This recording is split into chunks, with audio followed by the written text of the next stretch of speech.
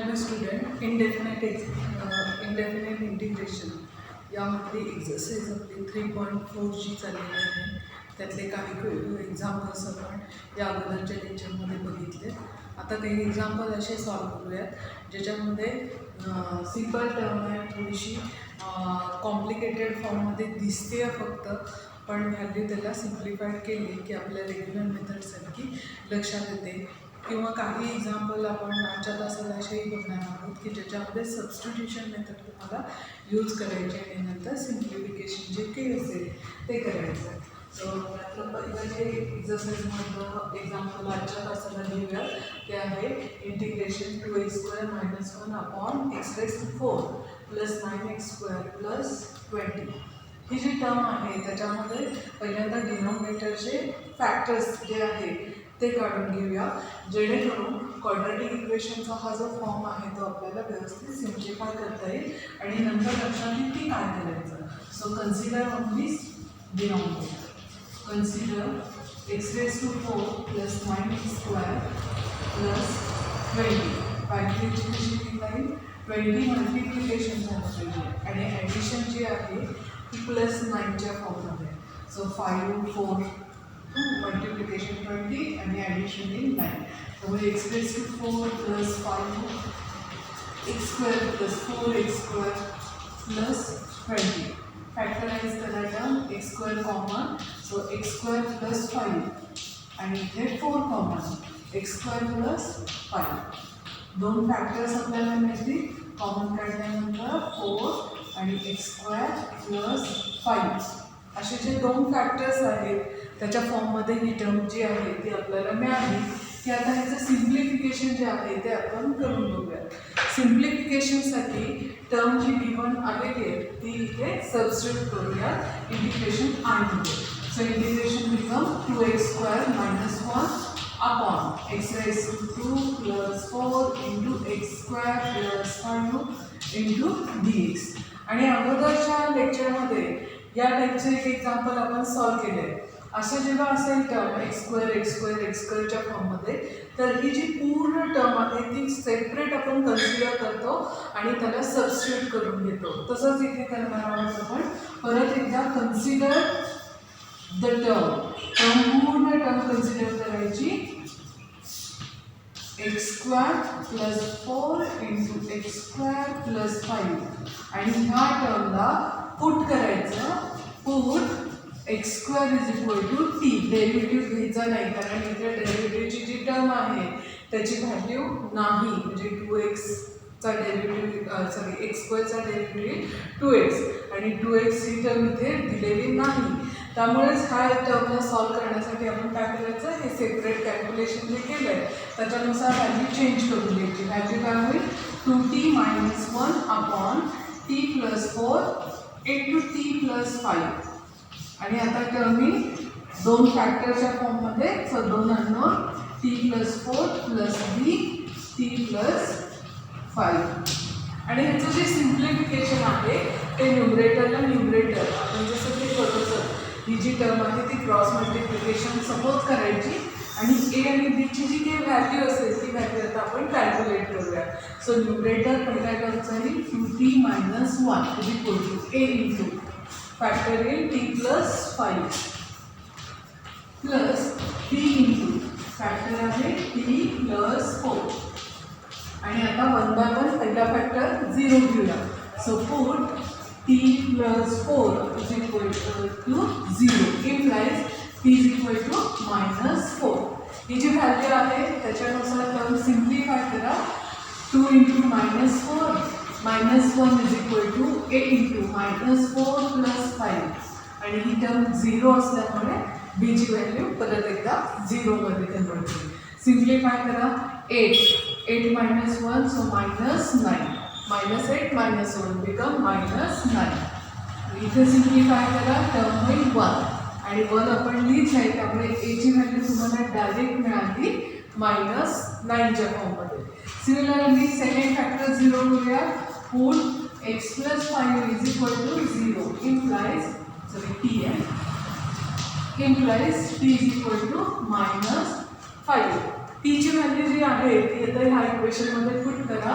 Term होईल t into -5u-1 is equal to एची term value 0 होईल कारण टी प्लस 5 आपण 0 घेतलं. सो बी इंटू टर्म होईल -5u plus 4. Again simplification. So simplify करा. 10 -10 -11 होईल आणि इथे टर्म सिम्प्लिफाय करा. -1 होईल विच इज -b आणि मग प्लस मायनस एकमेकांना कॅन्सल होतील आणि बीची व्हॅल्यू तुम्हाला मिळेल 11. बीची व्हॅल्यू 11, एची व्हॅल्यू -9. एची व्हॅल्यू आहे ती ह्या इक्वेशनमध्ये आपण सपोज करणार आहोत. पण हे इक्वेशन आपण कशाला रिप्रेझेंट केलं आहे? ह्या टर्मला, म्हणजेच ह्या टर्मला. जी लिहिताना मी आता कशी लिहीन? ही टर्म इज इक्वल टू ही टर्म जी आहे ती लिहिणार आहे. जिथे टी दिसत आहे तिथे टी पण रिसबस्टिट्यूट करून लिहायची. ही व्हॅल्यू कन्सिडर करूया. 2x² - 1 x² plus 4 x² plus 5 is equal to a -9 x² plus 4 plus 11 x² plus 5. आणि ही जी टर्म आहे ती इंटिग्रेशन आय मध्ये आहे. म्हणूनच इंटिग्रेशन आयची जी व्हॅल्यू आहे ती आता आपण ही टर्म घेणार आहोत. Integration I become -9 x² plus 4 plus 11 x² plus 5 into dx. आणि इंटिग्रेशन सेपरेट करूया. कॉन्स्टंटला इंटिग्रेशन साईनच्या बाहेर घेऊया into dx plus 11 1/x² plus 5 into dx. So integration separate झालं. कॉन्स्टंटला इंटिग्रेशन साईनच्या बाहेर घेतलं.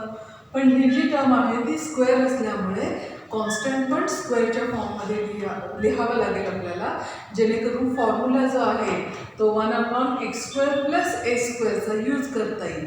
सिंगल एक्स असेल तर लॉगचा फॉर्म्युला येतो, पण x²च्या फॉर्ममध्ये असल्यामुळे इथे फॉर्म्युला होईल 1/x² प्लस a², जो टॅन इन्व्हर्सचा फॉर्म्युला आहे तो. सिमिलर फॉर्म्युला इथे पण, म्हणून कॉन्स्टंटला स्क्वेअरच्या फॉर्ममध्ये दोन्ही ठिकाणी कन्व्हर्ट करून घेऊया. x² plus 2x into dx plus 11 1/x² plus √5 bracket square into dx. आणि आता जो फॉर्म्युला आहे आपला तो यूज करा, which is 1/a tan inverse of x/a. हा झाला पहिल्या टर्मसाठी फॉर्म्युला. सिमिलर वेली दुसऱ्या टर्मसाठी formula 11 as it is 1/a tan inverse of x/a.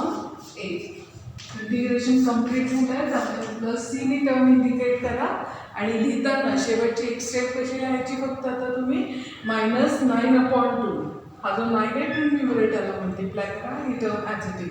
Coefficient इथे येईल 11/√5 टॅन इन्व्हर्सची टर्म ॲज इट इज येईल. आणि हेच आपलं लास्ट आन्सर असेल. फक्त रिराईट करून घ्या ती टर्म व्यवस्थित. एक शेवटची स्टेप तुम्ही करू शकाल.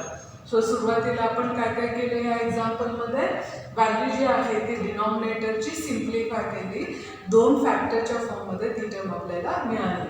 नंतर ते जे फॅक्टर्स आहेत ते स्क्वेअरच्या फॉर्ममध्ये असल्यामुळे आणि न्यूमरेटरला पण स्क्वेअरचा फॉर्म असल्यामुळे ही जी टर्म आहे ती सबस्टिट्यूट केली टीची व्हॅल्यू. सेपरेट कॅल्क्युलेशन करायचं आणि त्याला टीने इंडिकेट करायचं. 2 फॅक्टर असल्यामुळे परत एकदा 2 अननोन्स कॅल्क्युलेट केले. ते जे 2 अननोन्स आहेत ते पहिल्यांदा टर्ममध्ये सबस्टिट्यूट केले आणि नंतर ती जी टर्म आलेली आहे ती इंटिग्रेशनमध्ये कन्सिडर केली. इंटिग्रेशनची जी व्हॅल्यू आहे ती व्हॅल्यू सिम्प्लिफाय करण्यासाठी फॉर्म्युला जो आहे तो स्क्वेअरचा फॉर्म्युला यूज करायचा. स्क्वेअरच्या टर्म्स असल्यामुळे स्क्वेअरचा फॉर्म्युला होईल आणि प्लस साईन असल्यामुळे टॅन इन्व्हर्सचाच फॉर्म्युला इथे घेतला जाईल. म्हणून ती टर्म्स कॉन्स्टंटला पण स्क्वेअरच्या फॉर्ममध्ये कन्व्हर्ट केलं आपण आणि नंतर टॅन इन्व्हर्सचा जो फॉर्म्युला आहे तो ॲप्लाय केला आणि जे आन्सर मिळालं तेच आपलं फायनल आन्सर असेल. अशा पद्धतीने हे एक्झाम्पल आता आपण सॉल्व्ह केलं आहे. नेक्स्ट एक्झाम्पल अजून एक बघूया. हे अजून थोडंसं वेगळं आहे. टर्म आहे 5x² plus 20x plus 6 denominator आहे x³ plus 2x² plus x into D हा डिनॉमिनेटर आहे आणि न्यूमरेटरची जी व्हॅल्यू दिलेली आहे ती व्हॅल्यू जर ऑब्झर्व केली तर आपल्याला दिसतं की टर्म जी आहे ती डिनॉमिनेटर मोठा आहे पण व्हॅल्यू जर डिनॉमिनेटरची चेक केली तर त्याच्यात कॉन्स्टंट नाही आहे फक्त व्हेरिएबल आहे आणि म्हणून आपल्याला व्हेरिएबल कॉमन काढता येतो. व्हेरिएबल जर कॉमन काढला तर टर्म आपण डिराईव्ह करू शकतो. व्हेरिएबल कॉमन काढूया आता. सो व्हेरिएबल कॉमन काढूया एक्स. एक्स जर कॉमन काढला numerator as it is denominator मधनं एक्स जर कॉमन काढला तर x square plus 2x plus 1 अशी टर्म दिसेल आणि ही जी टर्म आहे ती परफेक्ट स्क्वेअरच्या फॉर्ममध्ये आहे आणि परफेक्ट स्क्वेअर कुणाचा हा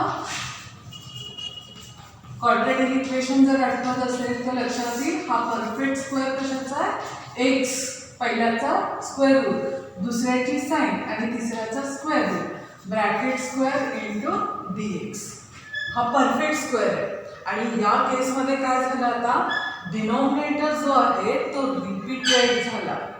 आतापर्यंतच्या एक्झाम्पलमध्ये काय होत होतं डिनॉमिनेटर हा सिंगल फॉर्ममध्ये येत होता म्हणजे त्याला म्हटलं जातं पहिला टाईप जो आपण पहिल्यांदा बघितलं होतं जेव्हा इंटिग्रेशन बाय पार्शियल फ्रॅक्शनला आपण स्टार्ट केलं होतं तेव्हा इंटिग्रेशन पार्शियल फ्रॅक्शनचे 3 टाईप्स बघितले होते ते डिनॉमिनेटरशीच रिलेटेड आहे. पहिला टाईप होता denominator is non repeated linear factor म्हणजे जे फॅक्टर्स पडतात ते रिपीट होत नाही. दुसऱ्या टाईपमध्ये ते फॅक्टर रिपीट होतात आणि तिसऱ्या टाईपमध्ये फॅक्टरच पडत नाही असा एक क्वाड्रॅटिक इक्वेशनचा फॉर्म असतो. पण या एक्झाम्पलमध्ये ही जी टर्म आहे ती रिपीट झाली आहे. रिपीट किती टाईम झाली आहे 2 टाईम झाली आहे म्हणजे इथे 2 अननोन कॅल्क्युलेट करायचं आहे आणि हा फॅक्टर आहे त्यामुळे 1 अननोन असे टोटल 3 अननोन्स आपल्याला फाइंड आउट करायचे आहेत. त्यामुळे हे जे एक्झाम्पल आहे पर्टिक्युलरली हे इंटिग्रेशन बाय पार्शियल फ्रॅक्शनचं सेकंड जो आपण टाईप आहे त्या टाईपचं हे एक्झाम्पल आहे आणि ते सॉल्व करण्यासाठी आता सिम्प्लिफिकेशन करूया. न्यूमरेटर पूर्ण टर्म कन्सिडर करूया आणि 3 फॅक्टर जे आहेत 3 अननोन जे आहेत ते अननोन 3 फॅक्टरच्या फॉर्ममध्ये लिहून काढूया. So A upon first factor b upon second factor x plus 1 आणि c upon third factor x plus 1 bracket square. आतापर्यंतच्या टर्ममध्ये आपण क्रॉस मल्टिप्लाय करून न्यूमरेटर डायरेक्ट लिहित होतो पण इथे मात्र तसं करायचं नाही. इथे सिम्प्लिफिकेशन कंपल्सरी लागेल. एलसीएम ह्याचा काय येणार आहे जो इकडे आहे तोच एलसीएम येणार x प्लस 1 ब्रॅकेट स्क्वेअर हा एलसीएम येणार. मग ह्या एक्सला कितीने मल्टिप्लाय करावं लागेल हे येण्यासाठी तर x प्लस 1 ब्रॅकेट स्क्वेअर म्हणून एला मल्टिप्लाय करायचं x प्लस 1 ब्रॅकेट स्क्वेअर. बीला कितीने मल्टिप्लाय करावं लागेल चेक करा.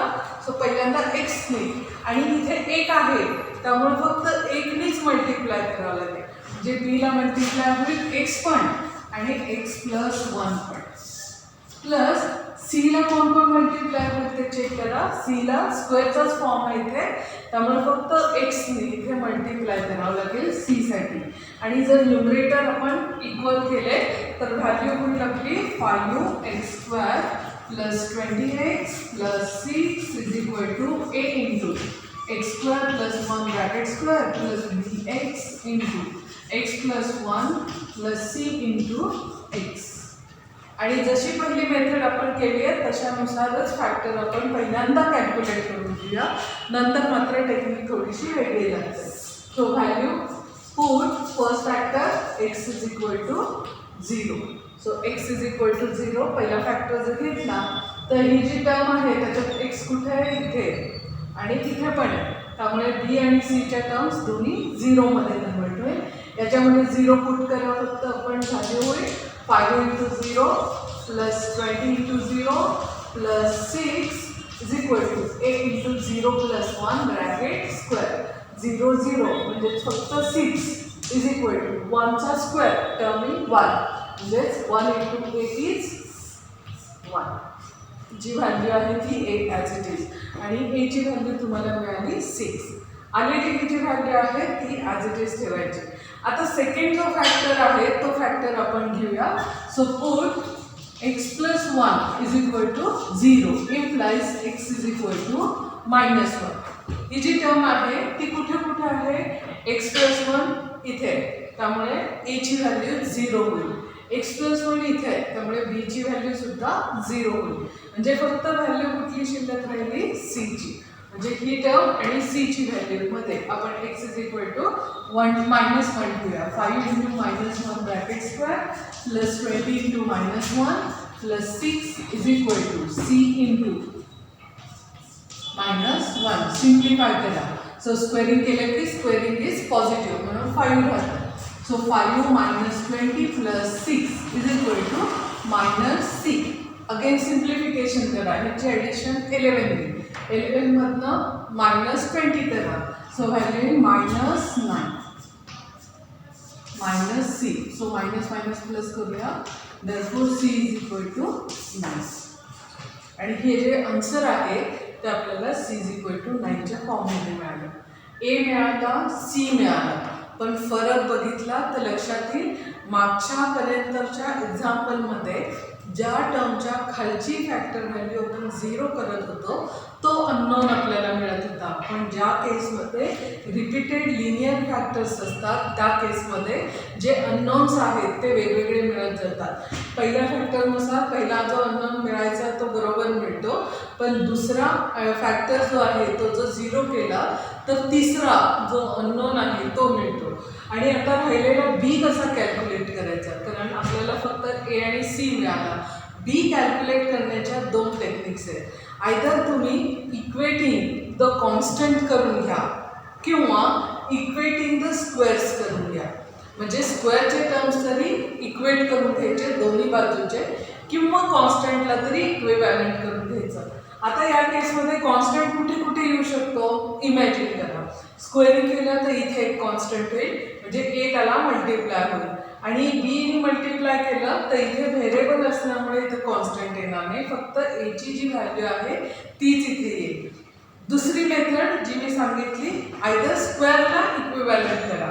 स्क्वेअरची टर्म इकडे आहे, इकडे कॉन्स्टंटची पण होती. स्क्वेअरची टर्म इकडे आहे, इकडे स्क्वेअर कुठे कुठे येऊ शकतो तर इथे एक्स स्क्वेअर येऊ शकतो म्हणजे पहिला एला मल्टिप्लाय केला तर आणि इथे एक्स स्क्वेअर होतं जर बीला मल्टिप्लाय केला तर. त्यामुळे आयदर स्क्वेअरची टर्म इक्विव्हॅलंट करू शकतात किंवा कॉन्स्टंटची. आपण करताना स्क्वेअरची टर्मच इक्विव्हॅलंट करूया म्हणजे जास्त तुम्हाला लक्षात येईल. By equating x square coefficient, x स्क्वेअरचा कोएफिशियंट इक्विव्हॅलंट करूया. सो व्हॅल्यू पहिली येईल 5 is equal to x square कुठे येईल इथे स्क्वेअरिंग केल्यामुळे इथे एक्स स्क्वेअर येईल त्याला एने मल्टिप्लाय करा. सो टर्म येईल ए प्लस एक्स स्क्वेअर कुठे येईल इथे मल्टिप्लिकेशन म्हणजे बीने मल्टिप्लाय केलं तर व्हॅल्यू येईल B. By equating the x square coefficient we get this equation.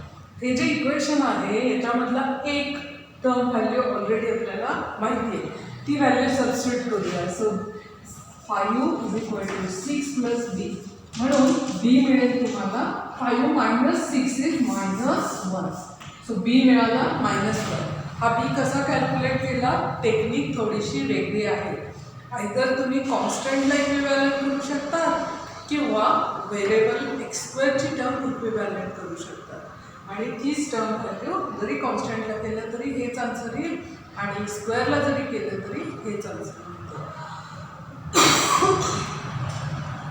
पुढचं पॅटर्नमध्ये आपण याच्यामध्ये त्या व्हॅल्यू सबस्टिट्यूट करूया सगळ्या. सो ए ची व्हॅल्यू आली आपली 6 इथे इंटिग्रेशन आय 6 अपॉन एक्स. बी ची व्हॅल्यू आली -1 अपॉन एक्स प्लस 1. सी ची व्हॅल्यू आता आलेली आपली +9 upon x plus 1 bracket square into d x. आणि आता इंटिग्रेशन सेपरेट आणि जे टर्म आहे त्याच्यातले कॉन्स्टंट इंटिग्रेशन साईनच्या बाहेर दिसतो जे आन्सर आपल्याला मिळते.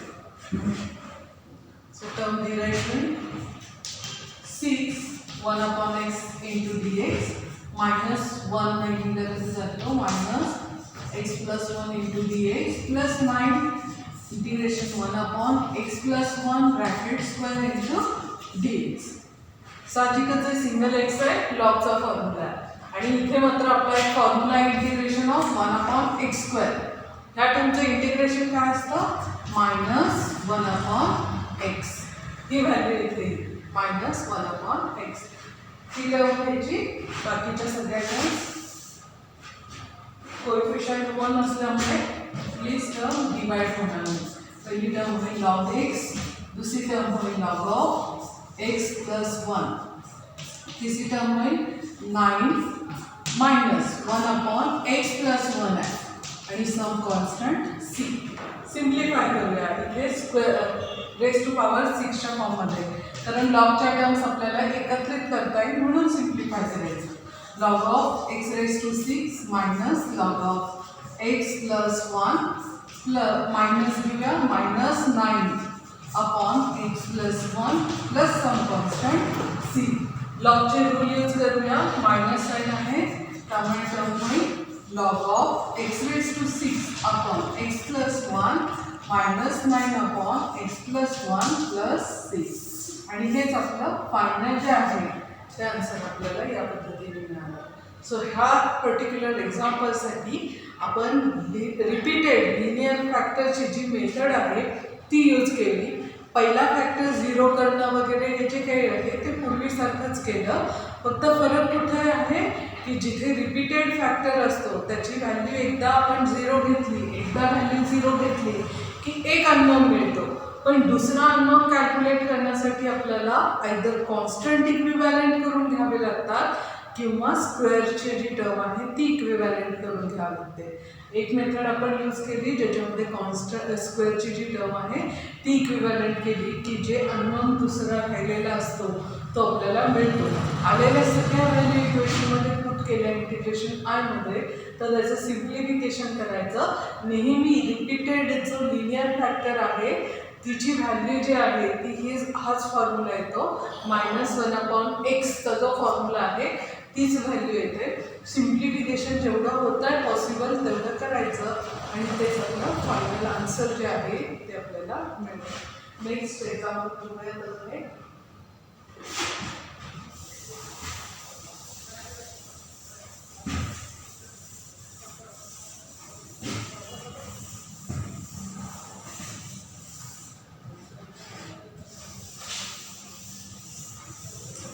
टर्म पुढची आहे, हे पण सबस्टिट्यूशनचं पण एक्झाम्पल आहे आणि रिपीटेड फॅक्टरमध्ये. सो इंटिग्रेशन आहे 3 sin x -2 into cos x upon दुसरी टर्म दिलेली आहे 5 - 4x 4 sin x plus cos x into dx. Check करते हैं 4 sin x माइनस है तो माइनस cos वरची न्यूमरेटर -2 बरोबर. सो ही टर्म एक गिवन दिलेली आहे. ह्या टर्ममध्ये सबस्टिट्यूशन मेथड पण आहे आणि रिपीटेड लिनियर फॅक्टरची जी टर्म आहे ती सुद्धा येईल. इथे टर्म आपल्याला दिसते कॉस, याचा अर्थ साइन सबस्टिट्यूट करणं गरजेचं आहे आणि डिनॉमिनेटरला साइनची टर्म नाही, एक टर्म कॉसची आलेली आहे. ह्या टर्मला कन्व्हर्ट करावं लागेल आपल्याला साइनच्या फॉर्ममध्ये. सो डिनॉमिनेटर जो आहे तो डिनॉमिनेटर आपण कन्व्हर्ट करूया साइनच्या फॉर्ममध्ये with the help of fundamental identity. Numerator as it is, डिनॉमिनेटरची जी व्हॅल्यू येईल ती येईल 5 - 4 sin x minus 1 - sin square x. Fundamental identity मी यूज केली. आता सिम्प्लिफिकेशन होईल, मायनस असल्यामुळे आतमध्ये मल्टिप्लाय होईल minus sine, numerator again as it is आणि डिनॉमिनेटरची जी व्हॅल्यू आहे ती होईल -1 plus sin square x into dx. कन्व्हिनियन्ससाठी परत एकदा numerator as it is, denominator येईल अपॉन कन्व्हिनियन्ससाठी साईन पॉझिटिव्ह आहे त्यामुळे मी अगोदर लिहून घेते, नंतर सिंगल साईनची व्हॅल्यू आणि कॉन्स्टंट शेवटी लिहिते विच इज 4. सो +4 होईल इंटू dx. आणि ही जी टर्म आहे ती इथेच तुम्हाला परफेक्ट स्क्वेअरच्या फॉर्ममध्ये पण दिसेल. पहिल्याचा स्क्वेअर, दुसऱ्याचा जो टर्म आहे ती आणि तिसऱ्याचा स्क्वेअर रूट असं जर घेतलं तर ही परफेक्ट स्क्वेअरची व्हॅल्यू तुम्हाला डिनॉमिनेटरला दिसेल. ही जर इथे सॉल्व नसेल करायची तर सबस्टिट्यूशन मेथड नंतर सुद्धा ही स्टेप आपण करू शकतो. म्हणजे ही ऑप्शनल आहे. तुम्हाला जर इथेच करायचं असेल तर इथेच आपण ह्या डिनॉमिनेटरला परफेक्ट स्क्वेअरच्या फॉर्ममध्ये कन्वर्ट करूया. नसेल तर पहिल्यांदा सबस्टिट्यूशन मेथड करायची आणि नंतर त्याला परफेक्ट स्क्वेअरच्या फॉर्ममध्ये कन्वर्ट करायची. सो आपण पहिल्यांदा सबस्टिट्यूशन मेथड घेऊया. Put sin x = t. आता मात्र डेरिव्हेटिव्ह कॅल्क्युलेट करावं लागेल. cos x dx = d. म्हणजेच इंटिग्रेशन i ची जी व्हॅल्यू होईल ती होईल न्यूमरेटरची 3t - 2 इंटू हा जो आहे तो dt मध्ये रिप्लेस होईल अपॉन टर्म होईल t² - 4t + 4 इंटू dt. हा झाला t² इथे t सबस्टिट्यूट करा आणि +4 ॲज इट इज. आता ह्याला परफेक्ट स्क्वेअरच्या फॉर्ममध्ये तुम्ही लिहू शकता. मगाशी लिहिलं असतं तरी चालत असतं. So integration i become 3t - 2 upon t - 2 bracket square into d.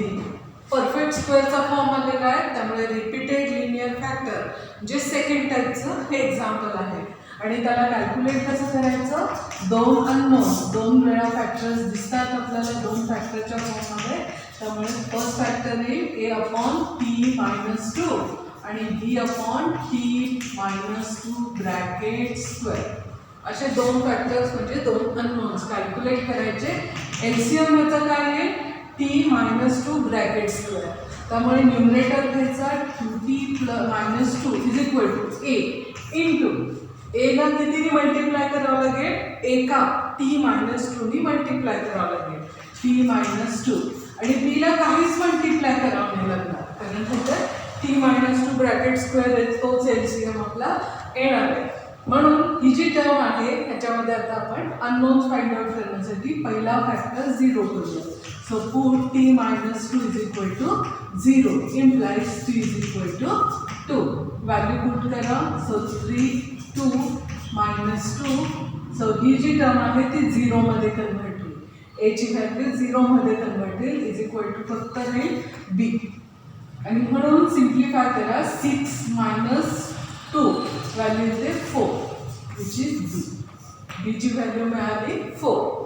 आता सेकंड टर्म फाइंड आउट करण्यासाठी आयदर कॉन्स्टंट इक्विव्हॅलंट करा किंवा स्क्वेअरची टर्म. इथे स्क्वेअरची टर्म नाहीच आहे म्हणजे टीचा कोएफिशियंट सुद्धा तुम्ही इक्विव्हॅलंट करू शकता.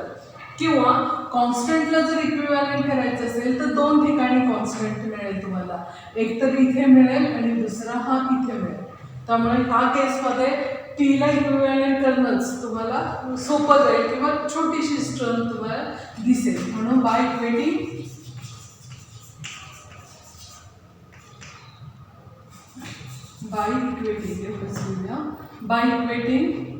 t coefficient term of t coefficient. So टीचा कोएफिशियंट एकत्रित करा. पहिली व्हॅल्यू होईल 3 = a इंटू t म्हणजेच व्हॅल्यू आहे a. सो a ची व्हॅल्यू तुम्हाला मिळाली 3 आणि हीच व्हॅल्यू तुमची आन्सर मिळेल. सो लॉजिक लक्षात द्यायचं की इक्विव्हॅलंट काय करायचं. 2 ऑप्शनपैकी जे सोपं वाटतं. इथे मला टी जर इक्विव्हॅलंट केलं तर लवकर मिळत होतं. कॉन्स्टंट जर इक्विव्हॅलंट केलं तर थोडीशी व्हॅल्यू माझी वाढत होती. म्हणून मी इक्विव्हॅलंट करून घेतला जर टर्म टीची आहे ती व्हॅल्यू. आता सिम्प्लिफिकेशन इंटिग्रेशन आयचं घ्या. सो आय बिकम व्हॅल्यू काय होईल 3/t - 2 आणि b ची value 4. So +4/t - 2 bracket square into d 4 पाहिजे. आता परत इंटिग्रेशन सेपरेट आणि कॉन्स्टंट इंटिग्रेशन साईडच्या बाहेर. So integration separate by root of 3, 1 upon t minus 2 dt plus 4 into 1 upon t minus 2 bracket square into dt. Value येईल पहिल्याची मगाशी सांगितलं तसंच लॉग ऑफ डिनॉमिनेटर आणि दुसरी टर्म जी आहे ती मायनस 1 अपॉन एक्सचा जो फॉर्म्युला आहे तो येईल मायनस 1 अपॉन टी मायनस 2 आणि सगळं सिम्प्लिफाय झालं आहे त्यामुळे प्लस सी व्हॅल्यू जी आहे ती सेकंड टर्मची फक्त नीट लिहायची आपल्याला ती नीट लिहित असताना जी टी आपण सबस्टिट्यूट केला तोही करूया रिसबस्टिट्यूट जर जिथे टी आहे तिथे साइन नी टर्म रिप्लेस करा sine x minus 2 minus 4 upon 4 इथे मल्टिप्लाय केला मायनस 4 अपॉन टीची value sine x minus 2 plus c आणि हेच आपलं फायनल जे आहे ते आन्सर आपल्याला मिळेल. सो आन्सर कॅल्क्युलेट करण्यासाठी आपण पहिल्यांदा सबस्टिट्यूशन मेथड घेतली आणि नंतर रिपीटेड लिनियर फॅक्टरची जी मेथड आहे त्या पद्धतीने प्रॉब्लेम सॉल्व्ह केला. पुढच्या तासाला आपण असे शेवटचे एक्झाम्पल जे आहेत ते बघूयात की ज्याच्यामध्ये रिपीटेड लिनियर फॅक्टर पण आहे प्लस काही टर्मच्या फॅक्टर व्हॅल्यू पडत नाही. मी तुम्हाला सुरुवातीला सांगितलं होतं की दोनच एक्झाम्पल असे आहेत की ज्याच्यामध्ये फॅक्टरायझेशनची मेथड नाही म्हणजे टाईप 3 जो आहे इंटिग्रेशन बाय पार्शियल फ्रॅक्शनचा टाईप 3 आहे त्याच्याशी दोन रिलेटेड क्वेश्चन्स आहेत त्यातला एक मी सॉल्व्ह करून देईल एक तुम्ही करा. व्हॅल्यू ज्या आहेत त्या याच्यानंतरच्या तासाच्या महत्त्वाच्या आहेत आणि तो शेवटचा पार्ट असेल शेवटचा इंटिग्रेशनचा पार्ट आपण पुढच्या तासाला